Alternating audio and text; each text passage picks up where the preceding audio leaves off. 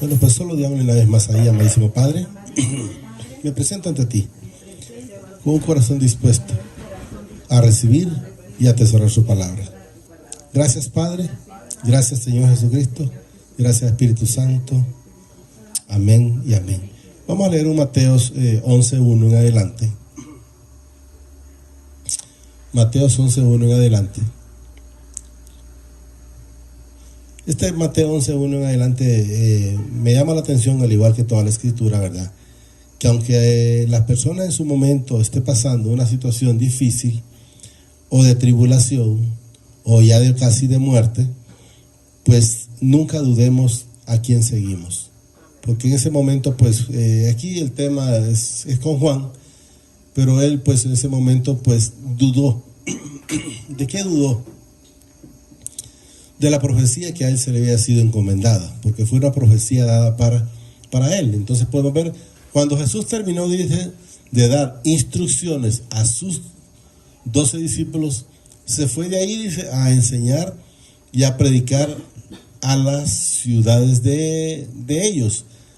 Y al oír Juan en la cárcel, miren, los Hechos de Cristo, le envió 2 de sus discípulos para preguntarle, ¿eres tú aquel que había de venir o esperaremos a otro?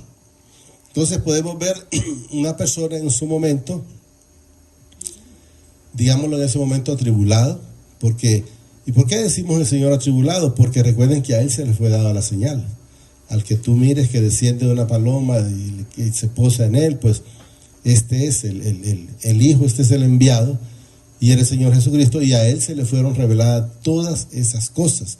Pero él en ese momento, como podemos recordar, pues él estaba preso, estaba siendo preso y cuestionado a través de Herodes por la misma palabra, ¿verdad? Porque él en su momento le dijo, pues, no te es lícito acostarte con la mujer de tu hermano.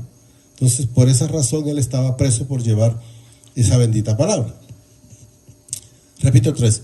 Para preguntarle, ¿eres tú, dice, aquel que había de venir o esperaremos a otro? ¿Ya?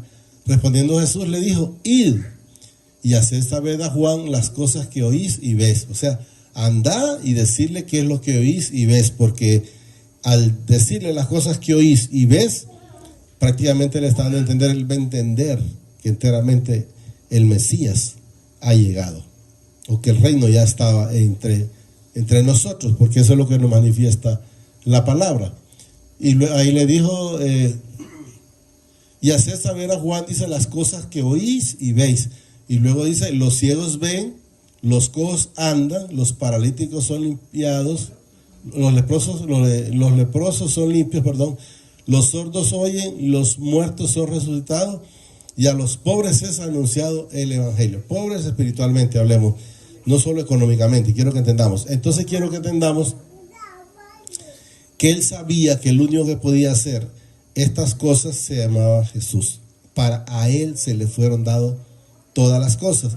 Entonces quiero que entendamos que él en su momento pues entró en la tribulación, pero Jesús le mandó para que se afirmara y se diera cuenta que enteramente sí era él, del que la visión, del que el Padre le había revelado a él, porque esa visión había sido revelada para él. Recuerden que él siempre manifestó, atrás de mí viene alguien al cual no soy digno de desatar esas sandalias. Entonces es algo que él pues ya conocía de esa bendita palabra.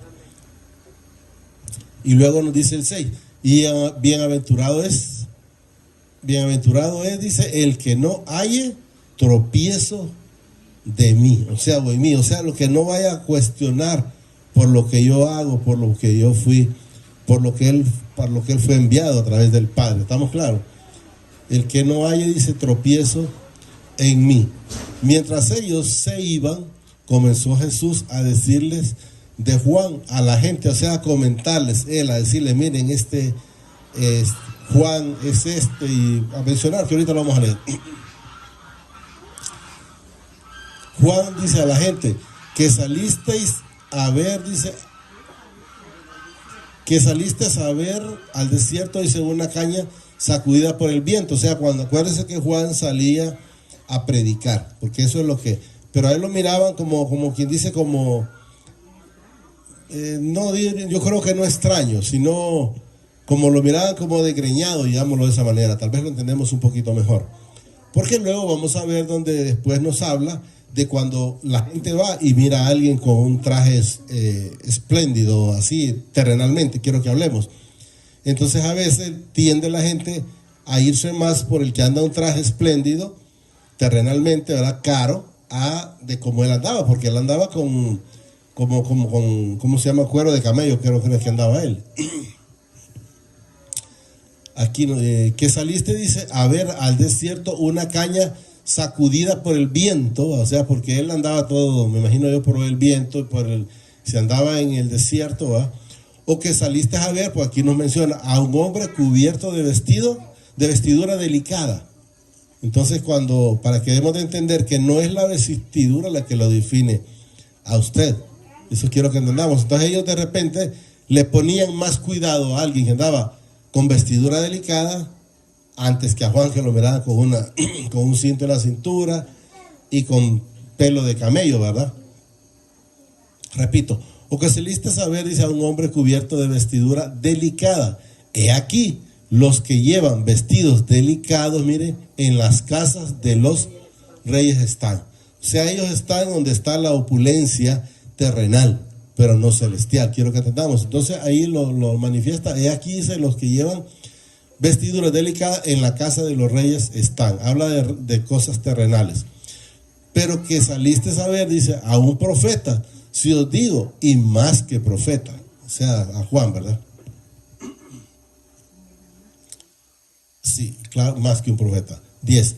Porque dice, es de quien está escrito. He aquí, yo envío, dice, mi mensajero delante de tu faz. O sea, está hablando, el Padre envió a Juan delante del Señor Jesucristo. ¿Para qué? Para venir de antemano a hablarnos de esta bendita palabra. El cual dice, prepara tu camino delante de ti. O sea, nos lleva la palabra, porque recuerden, aquí nos tiene el Señor llevando la palabra. Pero después, a quien tenemos que encontrarnos es a Jesucristo en nuestras vidas. Entonces, lleva la palabra, ¿pero para qué? Pero para encontrar a Jesucristo en nuestras vidas, porque de eso se trata la palabra. De cierto os digo, dice, entre los que nacen de mujer, no se ha levantado otro mayor que Juan el Bautista. Oigan bien, pero el más pequeño en el reino de los cielos mayor es que él. O sea, lo menciona el Señor, que Juan es grande, ¿verdad? Pero el más pequeño en el reino de los cielos mayor que él es. Cuando enteramente Jesús gobierna en nuestras vidas. Cuando es Jesús, como dice una parte, yo no sé si es Pedro, donde dice, mas ya no vivo yo, sino que Cristo vive en mí. Pablo, es verdad. Entonces el que dice, el que yo voy, no, pero también dice Juan el Bautista, donde yo voy menguando y Jesús, ¿verdad? Porque él, cuando le dijeron que si tú eres el que había de venir en un momento, él les dijo, no, yo siempre he dicho, ¿quién es el que viene atrás de mí? O sea, él nunca quiso por decir agarrar la gloria, no, la gloria siempre se la manifestó. Sí. Desde los días de Juan el Bautista hasta ahora, dice, el reino de los cielos sufre violencia y los violentos lo arrebatan, ¿verdad? Porque todos los profetas y la ley profetizan hasta Juan. Hay gente que todavía sigue profetizando. Yo pues respeto, pero la misma palabra me dice que es hasta Juan. Porque todos los profetas y la ley, y la ley profetizan hasta Juan. Hay quienes siguen profetizando. Y le voy a poner un ejemplo por decir. Siguen diciendo que el fin del mundo ya viene. El Señor ya lo dijo. O sea, ya está profetizado. Siguen diciendo que las generaciones están cambiando. Jesús ya lo profetizó. O sea, a través de sus profetas. Eso está dado. O alguien dice, bueno, los días se van a cortar. Pues eso ya está dicho. O sea, lo puede decir alguien. Lo respeto. Pero quiero que entendamos que no es algo que esa persona se le está haciendo revelada. Eso ya había sido revelado. Que los tiempos van a cambiar. Eso ya fue revelado. Que es lo único que debemos de entender. Que los que todavía están en esas situaciones es porque no han querido entender que el último profeta se llamaba Juan el Bautista. Que dicen que los hijos van a hablar. Yo estoy de acuerdo. Pero ¿a dónde los van a llevar? Cualquier cosa que hable el mundo. A Jesús. ¿Y cuál es? ¿A quién debemos de encontrar en esta bendita escritura? A Jesús. ¿A quién tenemos que buscar? A Jesús. ¿A quién tenemos que amalgamarnos? A Jesús. ¿Quién es el de la entrada al Padre? Jesús. ¿Quién es la vida? Jesús. ¿Quién es la salvación? Jesús. ¿Quién es la vida eterna? Jesús. Entonces quiero que entendamos que los va a estar llevando siempre a un mismo punto, pero no porque ellos están profetizando, no, ellos lo que están es repitiendo lo que la Escritura dice. No es que el Señor les está hablando, quiero que seamos muy claros. Y si queréis recibirlo, dice, Él es aquel Elías que había de venir. El que tiene oídos para oír, oiga. ¿Oír qué? Lo que la Escritura nos dice a través del Padre. Siempre, ¿verdad? Y luego nos dice más. ¿A qué compararé? Dice, esta generación es semejante, dice, a los muchachos que se sientan en las plazas y dan voces a sus compañeros, ¿verdad? Diciendo, os tocamos flauta y no bailasteis, os endechamos y no lamentasteis. Porque vino Juan que ni comía ni bebía y dices, demonios tiene. O sea, eso es lo que la gente se expresaba de Juan, decían, demonios tiene. Pero lo que nos manifiesta donde dice, bájame para donde estábamos, como el 17 creo. El 17, ahí mismo. Por ahí. Mas a quién compararé esta generación, dice, semejante a los muchachos que se sientan en las plazas y dan voces a sus compañeros. O sea, pueden estar en un lugar y alguien puede estar predicando y lo que menos les interesa es la palabra. Lo que menos les interesa es la palabra. Para ellos está con el tiempo de antes, eso es locura, eso es para viejos y no para jóvenes, y la palabra es para todos. Y esa es la que dice el Señor, cielo y tierra pasará, mas mi palabra no pasará.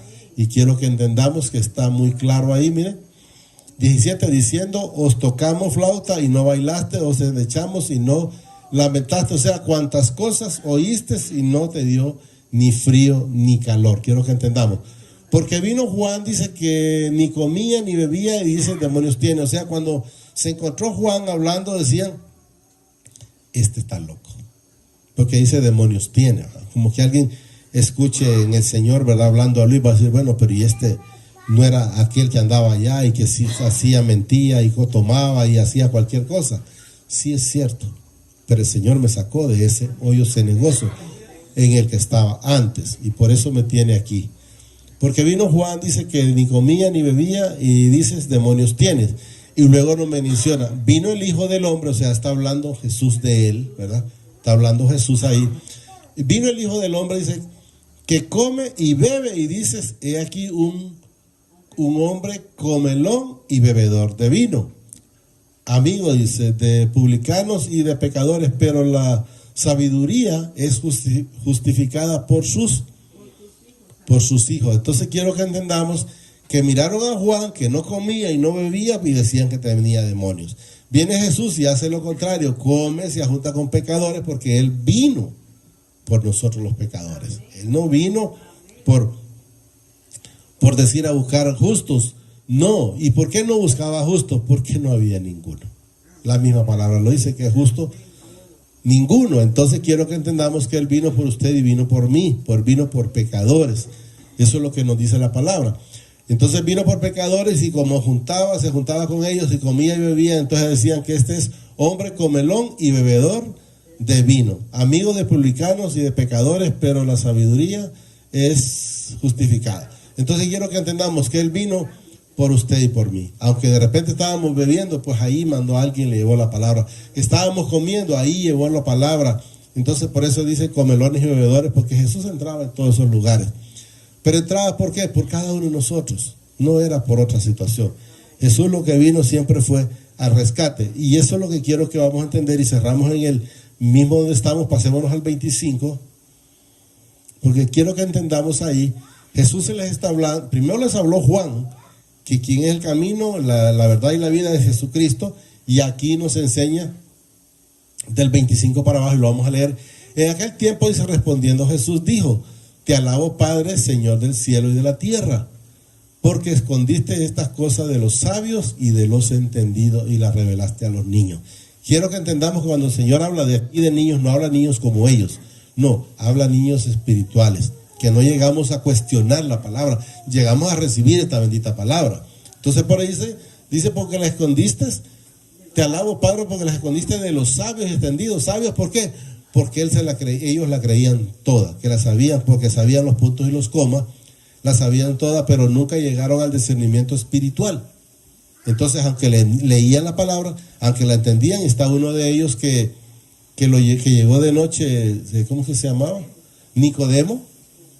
Él tenía un chispacito ahí porque le dice, sé que vienes de Dios, porque no alguien, como le da a entender, alguien que no ha salido del Padre no hace lo que tú haces. Y si lo haces es porque el Padre está contigo. Pero no entendía, porque después cuando le dijo al Señor que el viento va de un lado para otro, que es necesario nacer de nuevo, él empezó cuestionando. Entonces, ¿puedo entrar por segunda vez al vientre de mi madre? Por decir algo, eso es lo que manifestó.